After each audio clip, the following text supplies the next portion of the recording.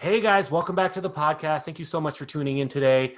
We just filmed recorded an amazing talk with Evan Stern. Evan is he's an amazing guy. He was my client, he's my wedding client. He was one of the grooms at a wedding that I shot a few years ago. Since then, they're not together. He ended up remarrying. We're going to reshoot the wedding. But when I met with him at a Starbucks and I talked to him, one of the biggest changes that happened that we talk about a lot in this is he went from 350 pounds to, oh God, I don't remember what he's at now. He lost like half of his weight. He's a totally different person now. He is training and is a personal trainer as well in that field. Also, he teaches music and he's eating better, but we kind of talk about the root of why he became obese, and hopefully it kind of resonates with some people. I have some issues with obesity, gaining weight, losing weight, overeating, undereating, and I feel like I have a grip on that now as I'm getting a little bit older. So that's kind of the focus right now. We're still in the COVID-19 situation here. The date that we're actually recording this is April 12th. And it's Easter. Today is Easter. I forgot to mention that. I'm not super religious, but the family celebrates Easter in the ways that we celebrate. So that's just kind of where we're at. And it's kind of weird to be in this house, not doing anything, not really working, and still going through it. So we're hoping to keep pushing forward. But I hope this story inspires you a little bit when it does come out and when you're listening to it right now. And I hope that if you have any insecurities, know that there's other people around. And if you do need help, there is help, especially here. But thank you guys so much. Please enjoy the show. I'll see you guys next time.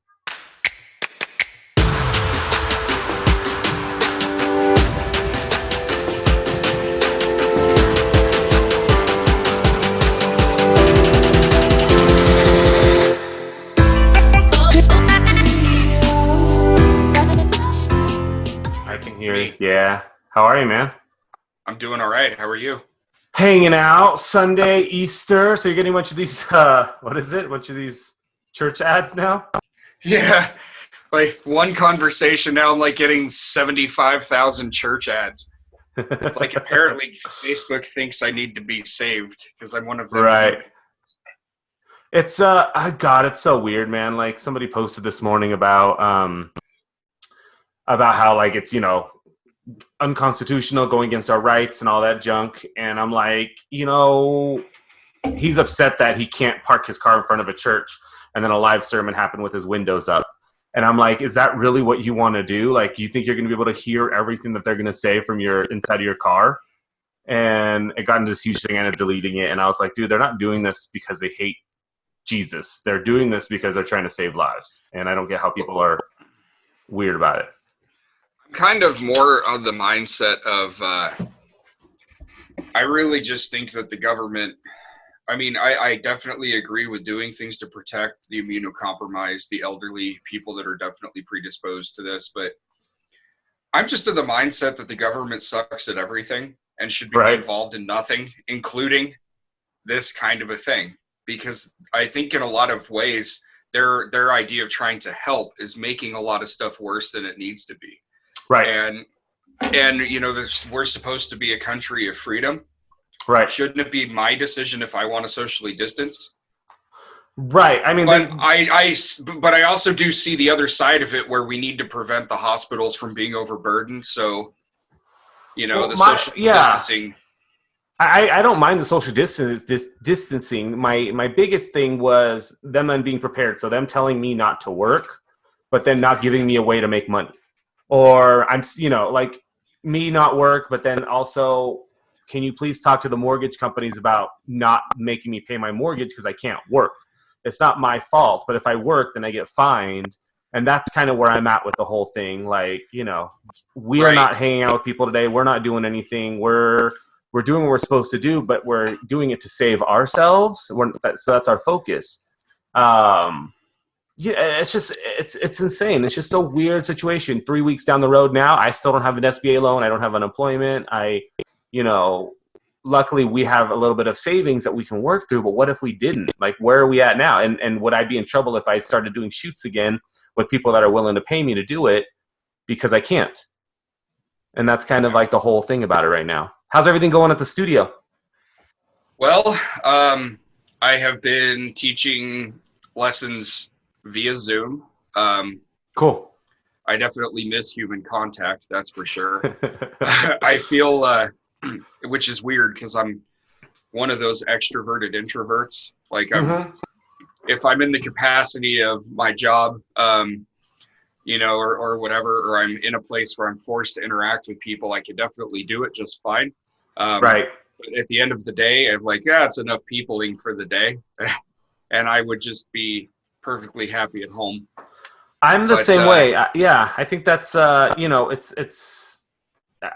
I mean, I do miss being around people. I just miss the ability to just go out and do stuff rather than having to worry about avoiding people. right, I mean, the only thing I've been doing that maybe shame on me, I don't know, is I've been going to the marina almost every day to walk. I don't. Just I to get don't some think that's. Yeah. I just do that to get some activity since I Yeah. can't go to the gym. Are there a lot of Um, people at the marina? there have been, as the weather's gotten nicer. It's been pretty easy to avoid people, and except for when jerk-faced bicyclists are on the walking path, and then Right. they almost mow people down, and that's a little obnoxious. I don't care for that much, but I can imagine.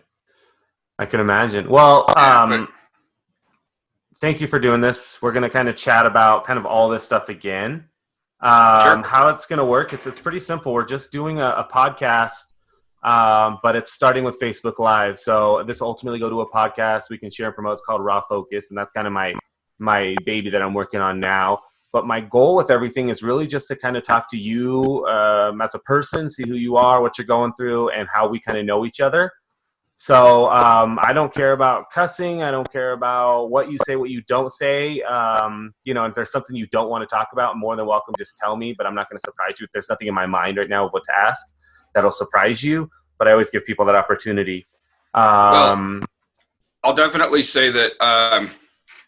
Especially with a lot of my newly found, I guess we could, for lack of a better phrase, say mental illness, because that's what an eating disorder is a mental mhm. illness.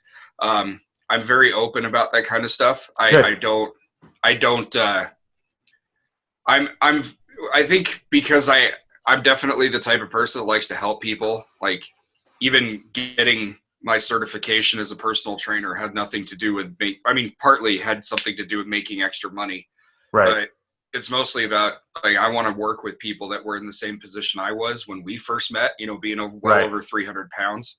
Right. So like talking about that kind of stuff is my way of even trying to help people. I think that's awesome. I think it'll be beneficial. I think, I mean, would you consider, is it obesity or is it a eating disorder? Like, where would you classify what was going on with you and where you're at now? I have been diagnosed with binge eating disorder. Binge eating disorder. And binge eating disorder causes obesity because you obviously take in significantly more calories than you're burning. It is and the biggest trigger was definitely this when I was in the situation when we met where I was taking care of my mom. It's a symptom of other things in your life. Right. It's not that I'm just like, I hate the term a food addict, and we can talk about this again, but like, Yeah. I hate the term food addict because, like even drug addicts, they're addicted to a drug. There aren't Right. many of them that will go out and just do literally anything. To get it. Yeah. To get any sort of high. So usually you have a heroin addict or a crack addict or a meth addict. You don't have like a general, I'm addicted to all drugs. Like, yeah, I'm back over here popping Tylenol because that's all I can get a hold of. That's not Right. how it works. So I don't believe that food addiction is a thing, but food medicating is. Right? Yeah. So medicating. So yeah, I mean, self-medication, right? It's hopefully the It's food will come in and. it's coping. Right. It's coping. Chat. All right. I'm going to get this set up now and then we'll rock through it. Put you in chat about. So yeah, nothing is off limits. My failed marriages, whatever, just Right. And I'll introduce how we met, but we can definitely get into that. Yeah. Cool. So I'm going to introduce you once we get started here.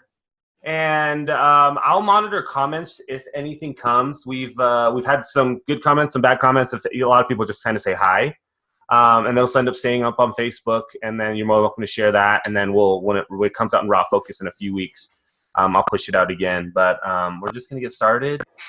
Right. Cool. Sweet. Hey guys, welcome to Raw Focus, the live Facebook version. This will end up going on podcasts, anywhere you can find podcasts, so please look for that and subscribe. It'll help out the channel a lot. This has been awesome. I am hanging out with a friend of mine now who was actually a client of mine at the beginning. This is Evan Stern, and I like bringing people onto these that I feel have a great story and have a lot to talk about. And every time I talk to Evan, there's kind of this new part that I'm kind of learning. Even the 15 minutes, 10 minutes we were just talking before this, I'm learning a little bit more about him. So we're just going to have a cool convo. If you have any comments or questions, please ask below. This is going to get kind of in-depth, and we only have an hour. So we're gonna chat, we're going to talk, and we're going to get into it. But Evan, thank you so much for doing this. It's Easter Sunday. You are Jewish. And you did a post earlier today, and I think I commented on something, and now you're getting all these like church ads on Facebook, and so they're always listening. Yeah, I blame you for this, actually. If you hadn't mentioned it was Easter and then prompted me to say that I was Jewish and forgot, then this would not have happened. And so thank you. Thank you for that. Well, I'm Asian, so like I didn't grow up with Easter, but like a lot of Asian Americans, we have all the traditions that Catholics, Christians have. So, we have a Christmas tree, we have all that. My wife's Caucasian, and so we do Easter. Like this morning we did Easter baskets and all that stuff, and I kind of realized, oh my God, it's like Sunday, but obviously nobody has a depth of time around. So, Easter's going on, and I know a lot of people are upset that they can't go to church, but there's a ton of like online church services, things that are happening. But is it just a normal Sunday to you? Or, I mean, even though you're Jewish, it's Easter. Is there anything that you do or with the family or anything like that? Well, I got it. So with the only family I really have left right now, aside from my wife and her parents, is my brother. Right. I haven't seen my dad since I was like 11. So, we can kind of write that one off. And my mom passed away in 2017. So, so usually what I do when I can is my brother and I will get our friends together for what we call Jewish Christmas, like when it's Christmas time, because the only thing that's open is like Chinese restaurants and stuff. Right. So we'll go. Right. We'll go do that with our friends. And then usually we do wind up getting invited to Easter or Christmas meals or things like that, just because they feel sorry for us because we can't go anywhere else. Oh, yeah. The Asians are everywhere. We're always working, always doing whatever. So without the Asian community, the Jewish community would have nothing to do on major holidays. So from the bottom of our hearts, we thank you. You're very welcome, sir. Very welcome. So Evan, I think it's kind of cool to know. I shot your wedding. When was the wedding? 2015, 16? It had to have been 2015. Right. So 2015, you guys are not married anymore, but I shot that wedding. Right. And it was an amazing wedding, super nerdy, super geeky. I actually still think about it all the time because every single table you guys had a different kind of nerd. Different decor, fandom. Right? Yeah, right, fandom. Yeah. Fandom's better than nerd. Yeah. But like Star Wars was one, Batman was one, and so forth. And it was unique and cool, and I'm sure it took a ton of time to do. But one of the things that and I'm sad it was wasted on that marriage. Actually, we can always redo it. But you live and you learn, and now you got a beautiful wife now, and we're gonna end up shooting a new wedding. Since you guys are already married, we're gonna, we don't call it local, we call it whatever. We're gonna shoot a new wedding. We were gonna do it in May, but due to the coronavirus, we've decided to. Which actually, yours was more of a venue selection. Yeah, we waited too long, but But you wouldn't have been able to do it anyways at this point, right? Because of everything. But one thing that we we're going to talk about is if you look, if you're watching the video cast here, your shirt says "Kind of Fit, Kind of Fat" apparel. Yeah. I Yeah. love that shirt. But Yeah. when I met you, you were twice or three times the size that you are now. Yeah, I was at probably about 325, 330 pounds at that time, which wasn't the heaviest I got. That's so, I mean, how, and we judge people all the time with this, right? I know I get heavy, I lose weight. I'm on the process of losing weight right now, just in my daily whatever. And I'm a vegan now. So focused on that. But how does somebody get big? Like how does this happen? Well, it doesn't happen because you're happy with the way things are going in your life. Right. Is that? No, my wife's back in here. Like nothing's happening. Well, yeah, things like that don't happen because you're happy with your life. More often than not, when somebody is really that obese, it's a symptom of either some kind of trauma or depression or both, or just being in a really, really stressful situation. And so what was it for you? Was it kind of a combination of all?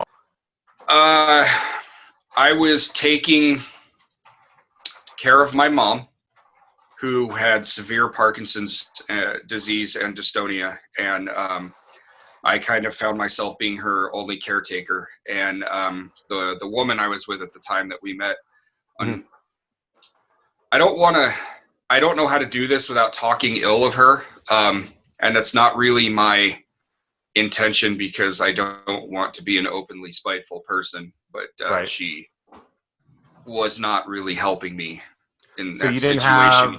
You didn't have the support that you needed.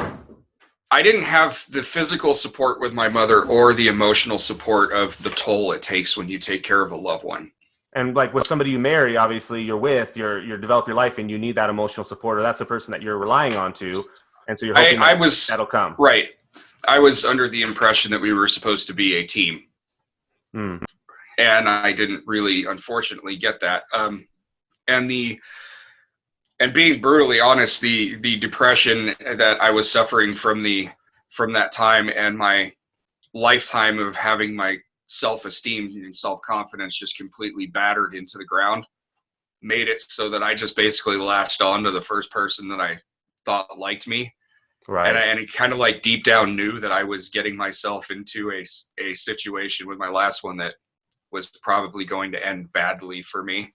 And this was your second marriage going into? Yeah. That? Okay. Yeah. I'm not even 40 yet, and on number 3, I'm on track to meet. I'm on track to meet Elizabeth Taylor's record there. But, you're learning. You know what? You're learning every time, and it's kind of good. At least you kept going. At least you didn't stop and then like forget about love. You know. And nobody can say that I'm afraid to commit. Nobody can say that. But yeah, I think, and I've actually found that what's led me to my eating is even far more deep rooted than that, and actually goes back to my childhood. Oh wow! Were you a heavy kid? I was. I'm actually smaller now than I was my junior year of high school. Oh my god! So can I ask, what do you weigh now? The last time I weighed myself, I weighed 218 pounds. And then what was your heaviest? That I know of, 350. That's insane. So like, and that's the heaviest that I know of, because I was wearing 4XL shirts. I had to wear suspenders underneath my shirts to keep my pants up because I carried all of my weight in my upper body. Wow. Yeah, and wow. The point for me that made me start, so we'll just go back to 2016 was one of the most brutal years I had experienced. I think probably even more brutal than this year has been, believe it or not.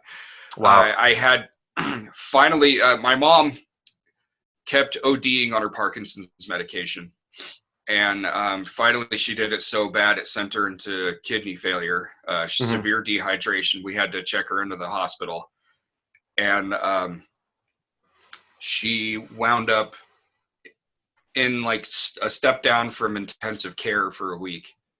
And my brother and I actually hadn't been speaking up to that point. And I called him to tell him what was going on. And he came right over and helped me with everything. And it kind of actually brought us back together. But that's awesome. Why were you guys not speaking though? What was going on with that? We had a falling out about a lot of things in that situation. And I don't want to really. Oh, with your mom? Yeah. And I don't really want to air any dirty laundry there. Just to know that my brother and I have reconciled. That Good. We have actually made it.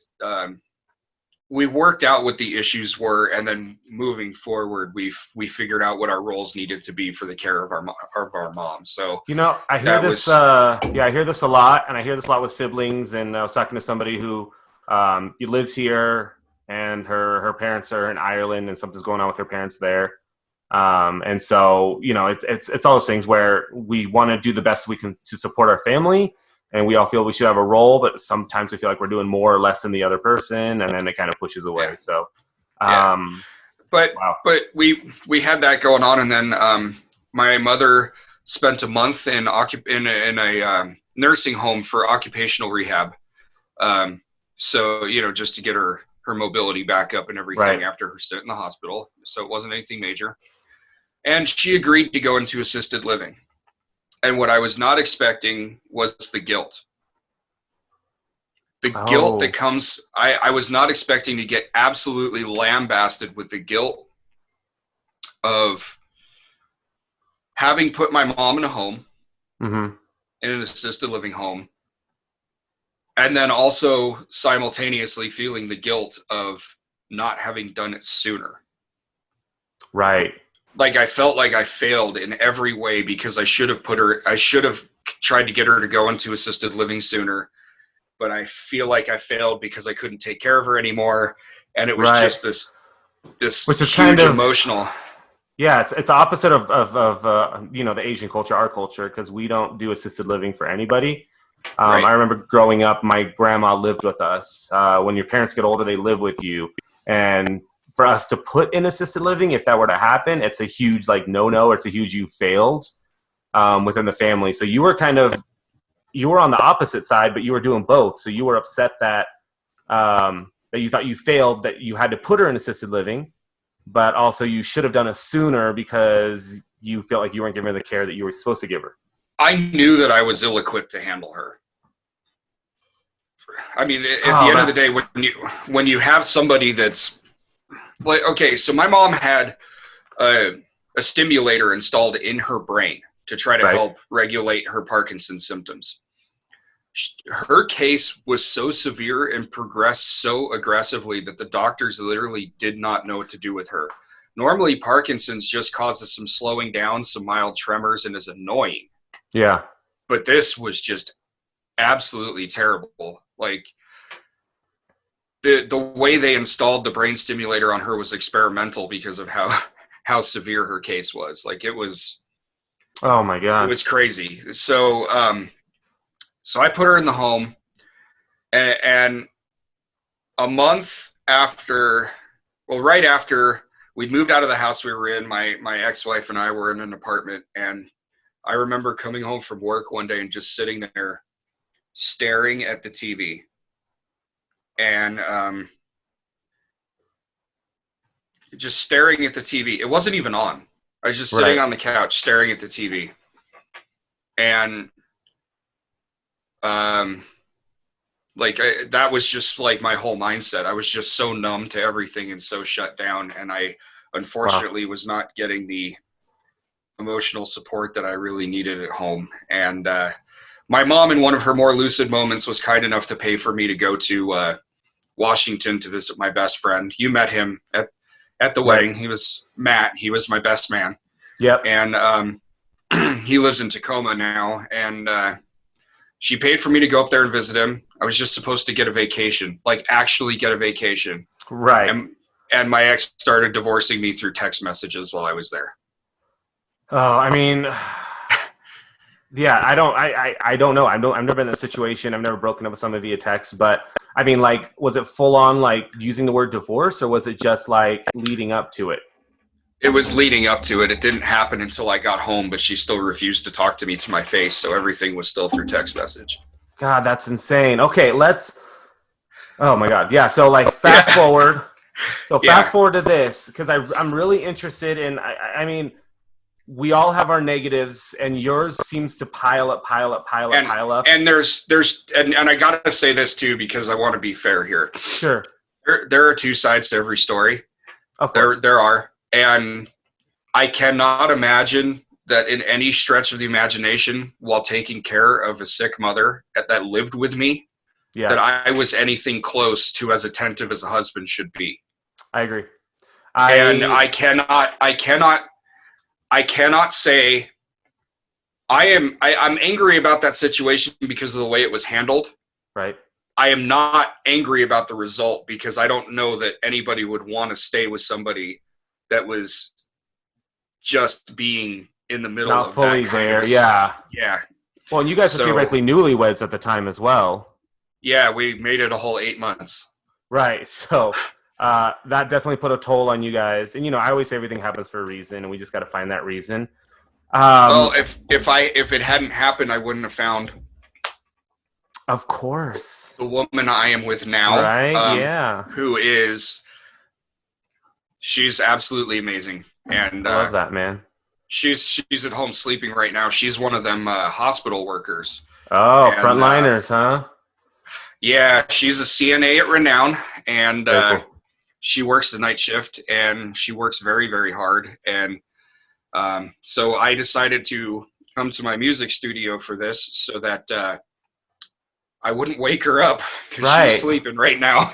Well, see, that's a good mindset. That's a good emotional thought. I mean, yeah, for what she's doing, what she has to go through, I was talking to a respiratory therapist a few days ago on this podcast, and they, the amount of stuff that they have to do there, the cleaning that they have to do when they come home, and just make sure they don't bring it home to you is huge. Now, going back to before, everything kind of seemed to pile up on you, and I know the normal person, including myself, would have just said, fuck it.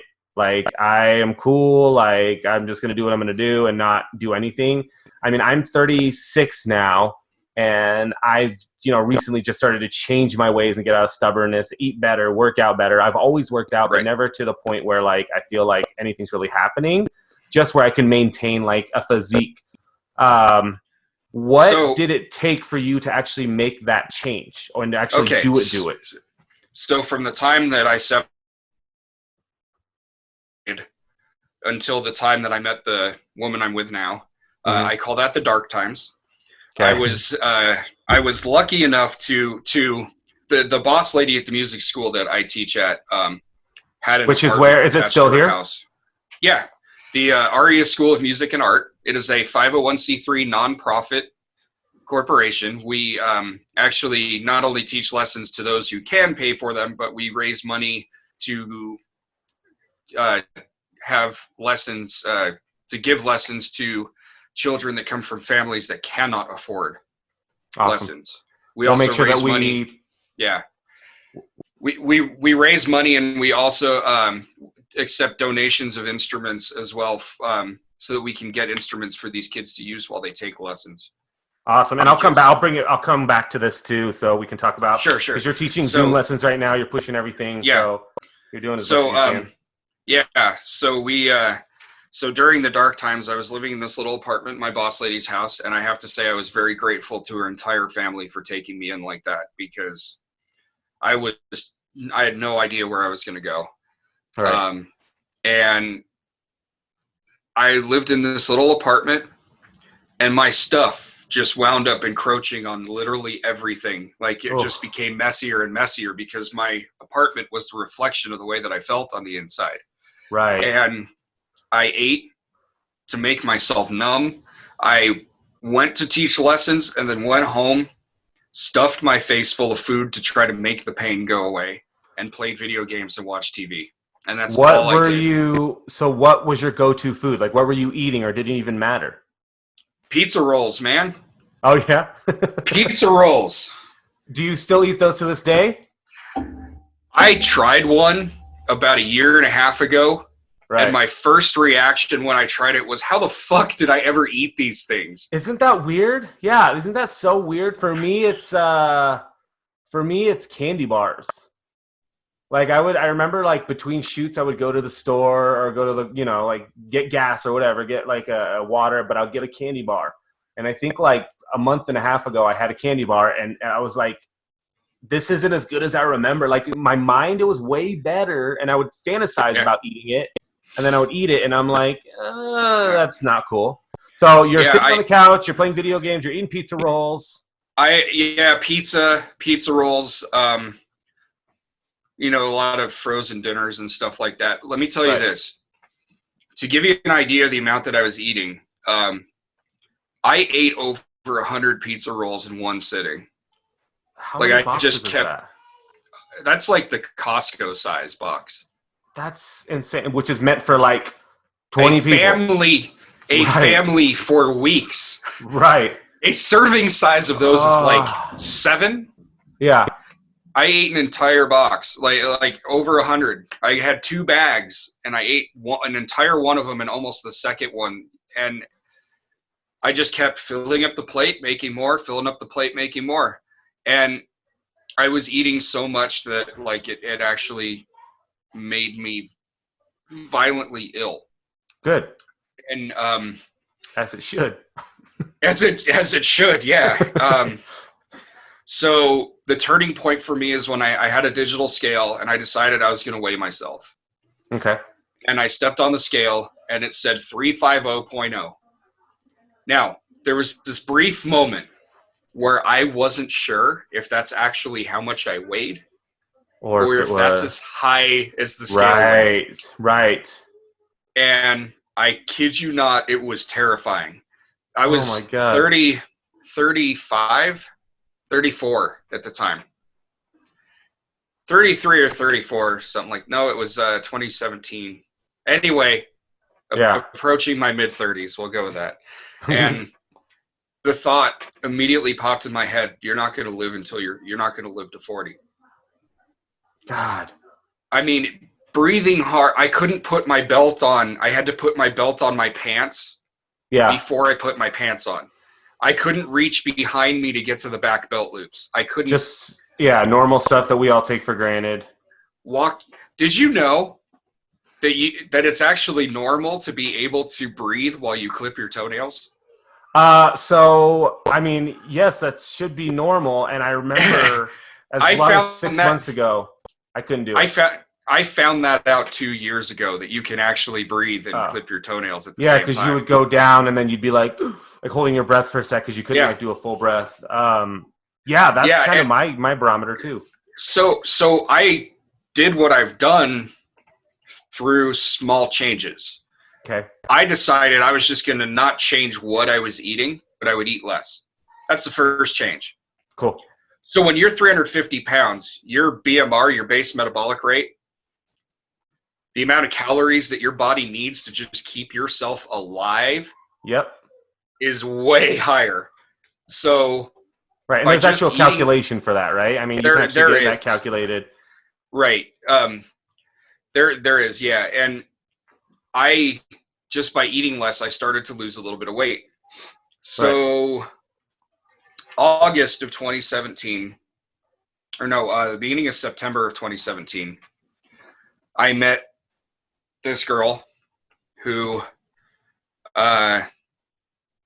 we just both sat down at this table at the Starbucks we were at. And instead of trying to do the whole dating thing of, let me hide my crazy, we just laid it all out. Everything about ourselves, all of the crazy, everything. And my first response to that was, well, would you like to go have dinner sometime? Because, I'm thinking she didn't run away when I told her all this. Here I am. I'd maybe lost like 20, 25 pounds up to this point. So I was definitely at like 325, 330. Right. But you're feeling good. She's a normal size human. Like, we're talking like under 2 bills, normal size human. And I'm this I'm this big wad of flesh. And so we're dating for a couple of weeks. Things are going good, but I mean, at this point, my mom was in an extended care facility, and she was on her way out, and I was just trying to keep myself sane while this is going on, and so we're dating and everything, and now the fear sets in. I'm like, I got to fix the way that I look, or she's gonna leave. But she never said that. That's just your own. No, that was 100% me.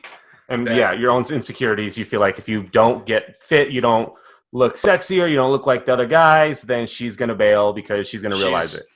Yeah, that she's going to find somebody that's better looking. Because in my mind, everything is 100% looks, and it has nothing to do with who I am as a person. But I'm also used to I have this history of being abandoned or whatever. Right. So, I'm just like mentally preparing for it to happen. And so I started eating better.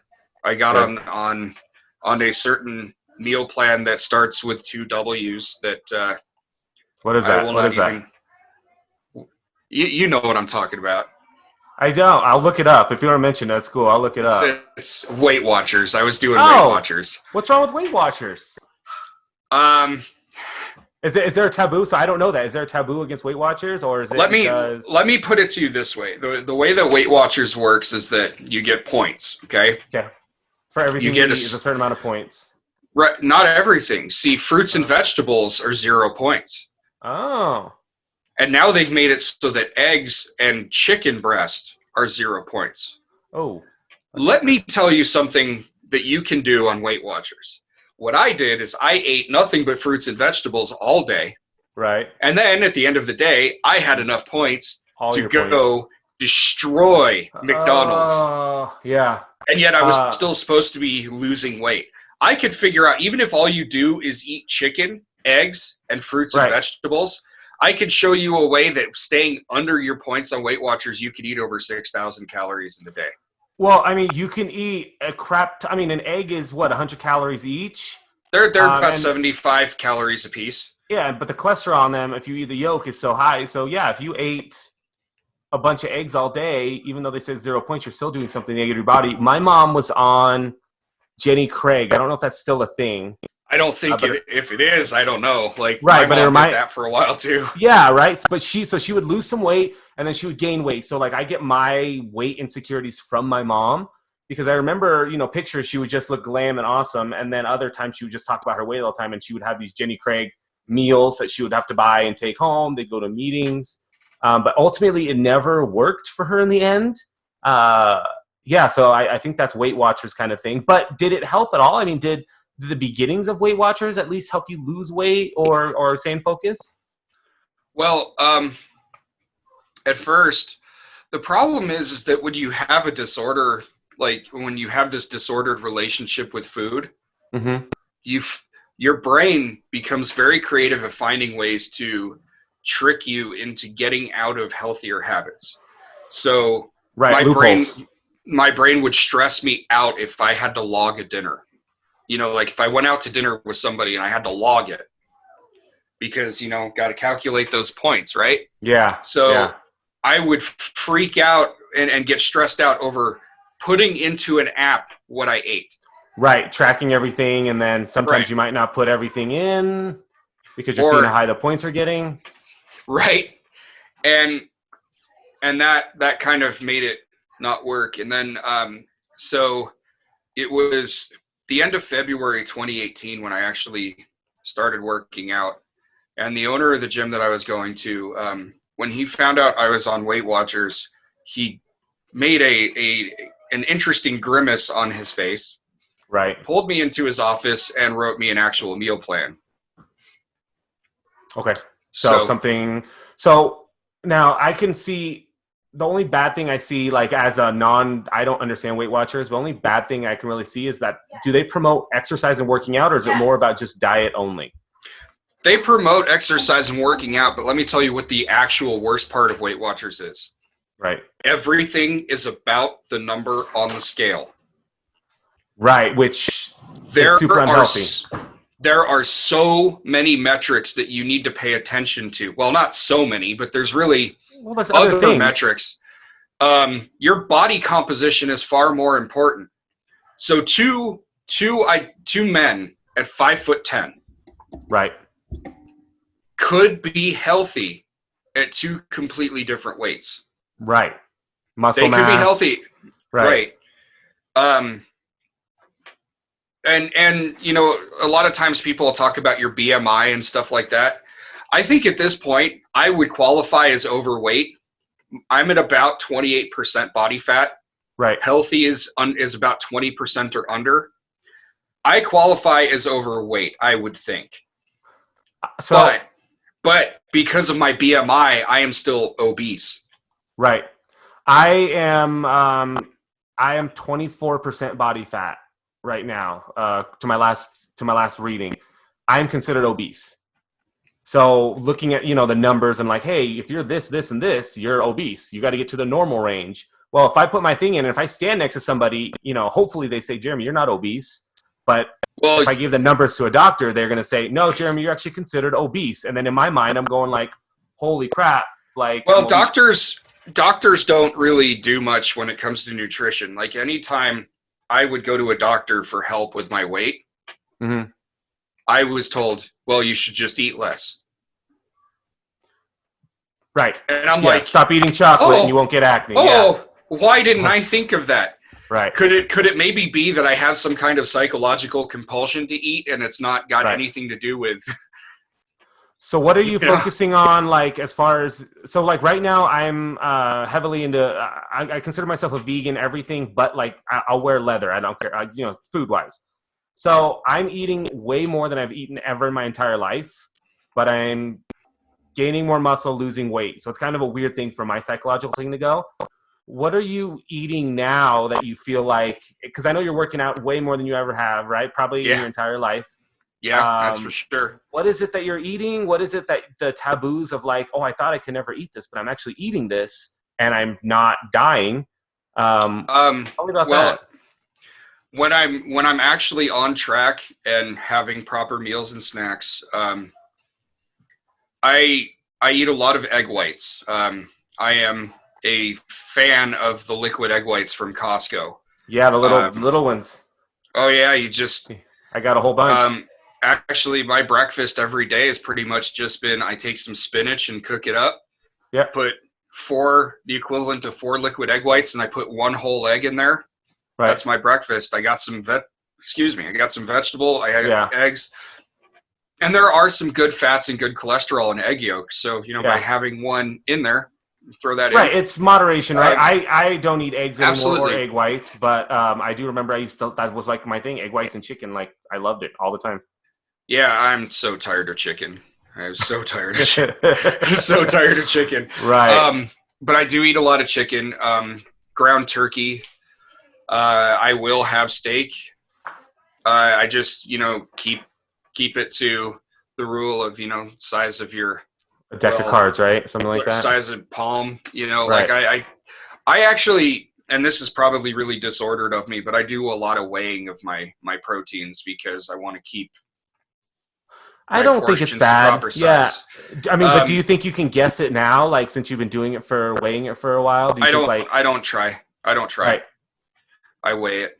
I mean, because like a standard industry, like what we're supposed to be eating is 3 ounces of steak at a given meal, which is like a deck of cards. But like when you go to a restaurant, you're getting, a ribeye that's 12 ounces. Oh, people eat that whole thing and they realize. Why'd you have to say that? That's my favorite cut. Oh, yeah, it should be everybody's ribeye, prime rib. I haven't had a ribeye in so long, but I eat a lot of brown rice. As far as carbs go, and I really hate it when people try to tell me, oh, you should do keto or you should do this or that. And I'm like, well, it doesn't work for everybody. It's not even that. I have some training that tells me why crash diets and things like that are a bad idea.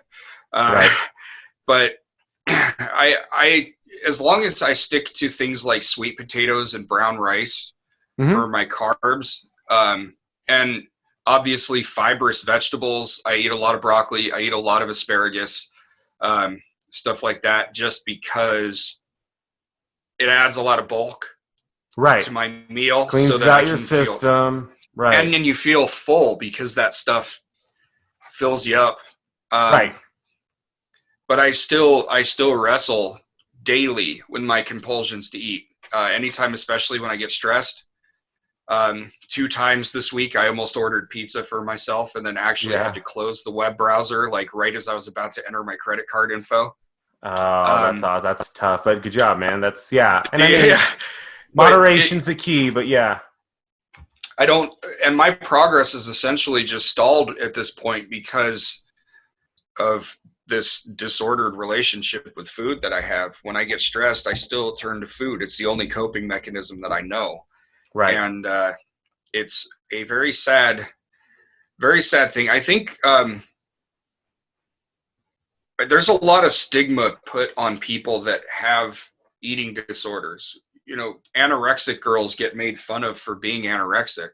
Right. But what a lot of people don't realize is that disorder like that is a result of severe trauma. Right. And it doesn't have to be physical trauma. It can be emotional, like they're told they're fat their whole life as a kid by their parents. And now it's because it's something that they can control, right? It's something that they have control over theoretically. You know, you can eat as much as you want, purge comes out, or don't eat at all. And not, like, I'm showing food, I'm showing the people that I can do it. Yeah. They don't have control. And or it's not even that. It's that they constantly, no matter, there's a condition called body dysmorphia that tends to come with eating disorders. And body dysmorphia means that you look at yourself in the mirror and you see yourself in a completely different way. You see a different image to yourself. And I think I've probably developed that. One of the side effects of losing the weight that I've lost is that I actually feel like I look worse now than I did when I was heavier. Which is insane, right? I mean, I think we all have it. I have it. In fact, I thought about it this morning when I got out of the shower. I'm like, I'm feeling good working out. And then I kind of did a turn. And then I go, oh, like, maybe I'm not losing the weight, or maybe I'm not getting to where I need. Now, but body dysmorphia can be for anybody, right? It doesn't have anybody, something to do with your weight, but it can just be anything. How do you talk yourself out of that, or how do you go about get around that, or do you just say, "I look like shit"? Therapy. I don't. Yeah. I don't. I mean, seriously. Yeah. I laugh, but I mean, it's. I look at myself and like you saw what size I was when you shot the wedding, and I mean, I was pretty friggin' rotund, and now instead of looking at how thin or comparatively lean I've gotten, all I can see is this stuff. Those little things, my arms. Right? Yeah. All I can see is the little bat wings I got underneath my arms here from that are basically like, now I have drooping skin. I have all this stuff left over from being that heavy because I didn't realize how much I punished my body. Right. And I feel like, a lot of days I'm like, well, I'm glad I'm married now, because if I had to go back on the dating scene, nobody's going to want to see this. Well, but weirdly enough, you were on the dating scene when you met her, and she loved you for who you were. So it's all within our own mind. And that's actually what kept me on this journey. Right. When I realized after I think I had lost about 50 pounds. I was down right at about 300. And that is when I realized that she actually loved me for me. She was with me when my mom died. And, we'd known each other for like a month, and she could have just, been like, oh, this is going to be a mess, and ran. Right. Stuck by me through some of the hardest stuff I've ever had to deal with. And that's amazing. I mean, that's you found her. You found her. That's awesome. Yeah. And so now I'm doing this for me. Right. But you're doing this for you, but now you're also, let's talk about you're certified. Are you certified now, or you're getting your certification for training? I am a National Academy of Sports Medicine certified trainer. Awesome. And I am currently working through the NASM on becoming a corrective exercise specialist. That's amazing. So I can only imagine your focus is more emotional than making people look good, right? It's more about how they can I want to make your story, right, to push into them. I want to make something very clear. When I look at people at the gym or anything like that, I don't give any semblance of a fuck how people look at all. I just want people to be healthy. Good. I want people to be healthy and happy. I don't understand this. You know, on the same token, I don't understand this shaming overweight or obese people into getting healthy. Mm-hmm. Just like I'm actually adamantly opposed to this healthy at any size movement. Right. You can be beautiful at 300 pounds. Right. I'm not ever going to say that you can't. And I think people should love themselves and be happy with who they are. Right. But I agree. I also am not going to say I'm technically not as healthy as I should be yet. I'm not at the body composition that I really want to be at or should be at. I'm working on it, and it's getting harder the closer I get. But when I was 350 pounds, if somebody thought I was handsome, great. I wasn't healthy. Right. I wasn't healthy. My sleep apnea came back. I was breathing heavy, walking from my car inside of the music school. That's not healthy. Right, but you're getting there. I mean, but it's baby steps. I mean, we're not going to wake up one day and it doesn't want to be. It doesn't happen overnight. If I'm ever in the gym and I see somebody shaming somebody, like a fat person in the gym working out, I think it would be one of the very few things in my life that might make me inclined to violence. Right. What do you think about this? What do you think about? And I don't see people talking about much anymore, but I believe that was more of the real, and always with women, right? Real women, where there's a picture, let's say, of a model in a magazine, and then the next to it says, "This is what real women look like," and it's always a woman who's larger, let's say obese, let's say whatever, and then she's more fashionable or something like that. And for me, it was always a weird situation where who's to say that this, I mean, obviously this other woman is a real woman too. Why are we saying that you have to be not fit, I guess, to be a real woman? And that's how I felt. Like I know everybody's, dad bod, you got the dad bod, you got whatever. And I'm like, cool, but that doesn't define me as like a guy. I look at those pictures of comparing an overweight woman to one of these models who are severely underweight, and all I see is two people that both need to that something. I would hope would get the help they need to get to a healthier place. Most of these models, I talked about anorexia and stuff before. That's an eating disorder right there. That's because of a career. Right. Or they might even just be fit models in general, and they might just work out, and they might eat right. They might take it, they might be on the road that you were at and you're going to get to. But why are we shaming them on because they are not, There is a term for this now. It's called fit shaming.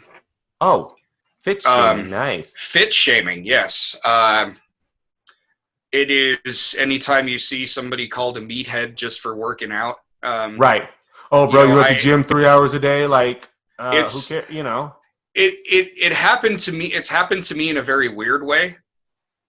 Mostly it was my intelligence was insulted because of the amount of time that I spend lifting weights, and it was because of who I associate with because of lifting weights.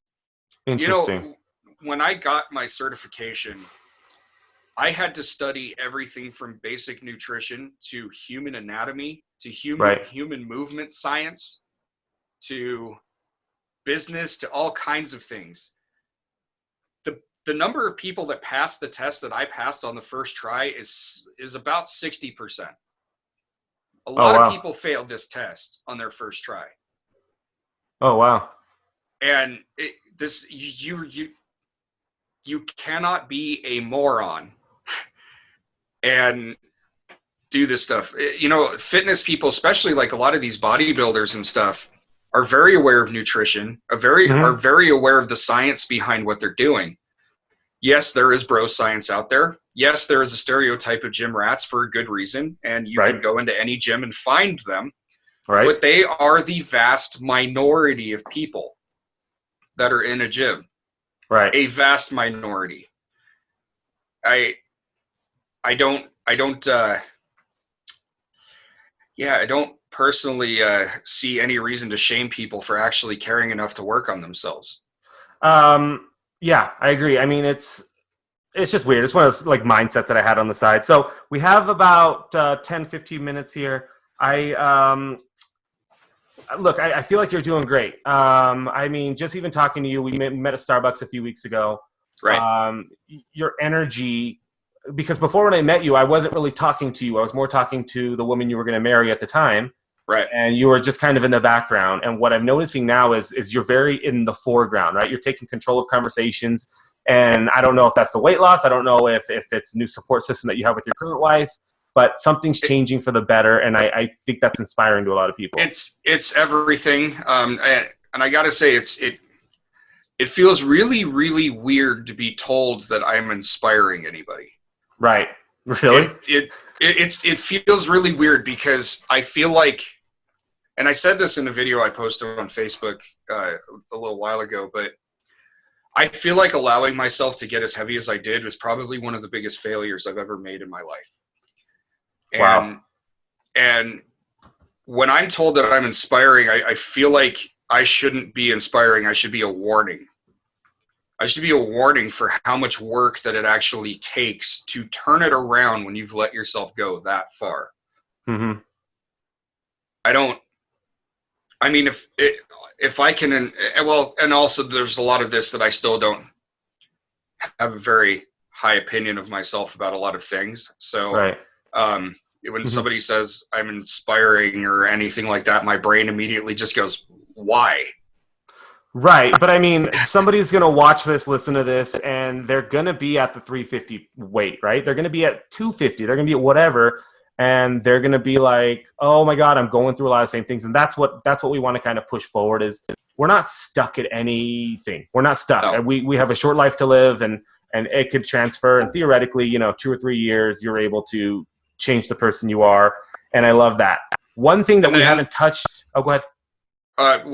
And one thing that I got to say about that, just before we move to that thing you want to touch there is, anybody that's severely overweight like that, and I'm going to use the word obese and morbidly obese because that's right. where I was morbidly obese. The fact that I was able to do as much as I did without therapy is, I don't even know how I was able to do it. Wow. You need to get to the root cause of the problem. And right. that takes therapy. Get actual help. And one place that you can, at least here locally, when the university is able to open back up, it's called the Downing Clinic. They have counselors there that will see anybody. You don't have to have insurance. And they will work with you on pricing that you can afford if you don't have insurance and can't get in with a therapist that way. Oh, but nice. You need to get therapy. You need to get help so that you can get to the root cause of the problem that's causing you to eat, that's causing you to use food to cope, or causing you to stay away from food to cope. I've sought the help of a registered dietitian that's also a psychologist to help me get to this next step because I need help. I need help. I do plan on, I was actually going to the Downing Clinic, but that's, with the shutdown, has been closed because, Corona. University's closed. But I do plan on seeking a therapist to continue that because I need to be okay here. Yeah. So that I can continue fixing this. I'm glad you brought that up because, I think the stigma is slowly going away for therapy that, they're seeing a therapist is negative or you don't want to tell people. It should be as normal for somebody to have a therapist or even a psychiatrist as it is for them to have a family doctor. I agree. Yeah, there's nothing wrong with talking to somebody. I say that even though I don't have a therapist. But I've, there's things, there's even online things that you can start doing now. Absolutely. But that's great. I'm glad we have that local kind of connection. Yeah. So music is huge with you. Obviously there's music things behind you. I want to say it's like guitars and is that a bass or a cello? What is that? I got my cello. I've got a couple ukuleles. Sweet. Yeah, that's what I do mostly. So, and you're great at it because I remember, I knew this before, but we actually did a wedding together as well in Tahoe. and you were Yes. set up there, and they And then loved I saw you in Macy's Oh, right. right before Christmas. Yeah, they hired me to Right. play some cello there. Yeah. That's kind of neat that they did that. Yeah, so I think it's awesome. It's music is one of those things that I always thought would be cool to learn, and then I do it, and then I give up. Within the first like 3 minutes. It's if it was easy, everybody would be doing it, and I would not have the wonderful livelihood that I have now. So you teach at a nonprofit. Yes. And then this is in Reno, kind of by Longley and McCarran, if we're local people here. Yep. And I remember seeing it because my girls went to Sierra Nevada Ballet, so it's like right next to there. Yeah. So you're teaching right now. You're teaching on Zoom, obviously. So the coronavirus has affected your guys' business now. Is it harder or easier on Zoom? What are you noticing? Some of the challenges with the students, particularly. I can't play with them. Okay. Because the delay, I can't play with them. So it's more of they play for me, I give feedback and demonstrate, and then back and forth. And that's not the way that I normally teach. And, I think being in person and actually having that contact really helps. I've noticed that some of my students have been seeming a little bit more downtrodden lately. Right. Not I think we all kind of are, yeah. I had a student yesterday. This girl broke my heart. She was having a little bit of a meltdown because she hasn't seen her friends in 3 weeks. And I mean, and it's taken its toll. But I think the thing about music is, I think it's at least something that we can do in this time right now to help with our mental health a little bit. Right. Or hinder it. I don't know if you get really frustrated really easy. Right. But I'm feeling really, really lucky that I'm only down just a few students. It seems like most of my students or the parents of my students are not in the service industry or have, necessarily economy-based professions, like, how well the economy is doing doesn't seem to affect them. So far that's been really good. I do have concerns if this takes any longer to get going, but I have started offering a special for new students that want to get signed up for 4 lessons. I am calling it the quarantine special, where I am giving I'm giving 4 lessons for the price of 3. Cool. So it's like a 25% off on the package. Yeah, and I'll do that for as long as the quarantine is going on. And cool. Are you what all do you teach? What instruments are? So cello is my main instrument. I do teach bass. Up until this quarantine was going on, I was the principal bass player of the Carson City Symphony. Nice. I teach a lot of ukulele. A cool. ton of ukulele. I do teach beginning to intermediate guitar, and I teach beginning piano. And piano too. Okay, cool. Yeah, and banjo and mandolin if I have to. I might hit you up, man. I have a guitar here. I want to learn the guitar. I just want to be that guy that goes to like the parties, and then all of a sudden there's a guitar there, and then I'm just like, hold up, and then you sing a little song, and you're like, oh, cool, that's it. I'd have to. I'd have to teach you Wonderwall then, so you can just ruin the party, Yeah. Because you could just pull up your guitar and anyway, here's Wonderwall. Yeah. I'll do it in my own little tune, but that's always been like a fantasy of mine, like 90s growing up and watching all these like teen movies where all of a sudden, they just do a breakout to do a dance. Like that's what I want in my world. Or just to be that douche at the beach that pulls out the guitar. Right. And I'll be like, yeah, everybody loves me, so shut up. Yeah. I'm also 36 now, so that's how I live. Yeah. So we're going to end this on the live. I'm going to keep you going here. But before we do, people are going to be able to watch this. We've had a kind of a good stream going on here, so thank you for doing this so much. Well, thanks for having me. Of course. No, thank you, man. This is, you're helping me as much as anything. Give me a 30-second speech on you. Let's promote you a little bit here since this is kind of a local show. Where they can find you, what you do, what you sell, what you offer. Go for it. Well, like we've been talking about, I teach at the ARIA School of Music and Art here in Reno. If you are a low-income family, or you know, you have kids that desperately want to learn musical instruments, but you just do not have the financial means to do that, get them in lessons, please contact me. You can find my Facebook profile, Evan Stern. I'm also on Instagram at Molten Capybara, and you know, send me a message and we can get something set up. We offer scholarships for kids to learn, whether you can pay for lessons or not. That's amazing. I am also I was also working at Results Transformation Center as a coach, which they do plan on bringing me back once they're able to reopen. Of course, so, right. Fingers crossed that I'm not out of there, you know, any later than I'm back. I want to be back in there by about June at least. That would be really good. And I'm also more than willing to talk to anybody that has questions about, or, you know, just needs guidance for where to find support for their weight loss journey. A passion of mine is helping people to get healthy, and it's not about earning money or anything like that. If you need help finding support or guidance, please contact me. Very cool. Very cool. Well, I did leave your information here on the on this page. We'll also tag your information and everything else. But everybody, thank you so much for joining us today. Happy Easter to everybody. And yes, happy Easter, happy Passover. Yeah, and we will catch you guys later. Evan, stay on here. I'm just going to pull you off real quick. Bye, guys. Awesome, sir. Thanks so much. How did it go? How did you feel? I've never done this before, so yeah. Felt pretty good. You're like my fourth live stream, fifth live stream, something like that, and it'll go on in about 3 weeks. But I love it, and I never know where it's going to go. I have, like, you know, things that we're going to talk about. I knew we were going to talk about weight, working out, and all that.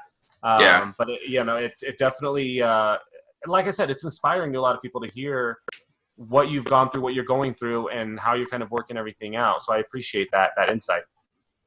Well, I like being open with my story, because I know that my story really, in the grand scheme of things, is not unique. Right. I know that, I mean, yes, there are circumstances that are definitely unique. Right. Like taking care of the mom, or the way that I was left in my last marriage, or whatever. Yeah, you know? There's a lot of stuff building on top of it. But at the same time, like, there are a lot of people that are desperate to lose weight. There are a lot of people that are really desperate to fix their situation, don't even know how. When you see yourself at 350 pounds or more, and you look at yourself and all you can think is, I am too far gone to fix this. Right. That's the thought that goes through your head, and it becomes feeding into that disorder with, I may as well just keep eating because there's nothing I can do to fix this. Right. It is hopefully somebody gets that and pulls it, but no, it's inspiring, man. I think, like I said, it's amazing, and I appreciate you doing this with me. Well, this has been good. Yeah. I knew it was going to wind up having to talk about the situation with my ex. Right. And we touched it a little bit, but we were respectful. I know, but I was trying not to be, because do I have anger about the situation? Yes, but that's my issue. Right. I don't need to be spreading. I'm not one of those people that likes to really spread crap about those who I feel have wronged me.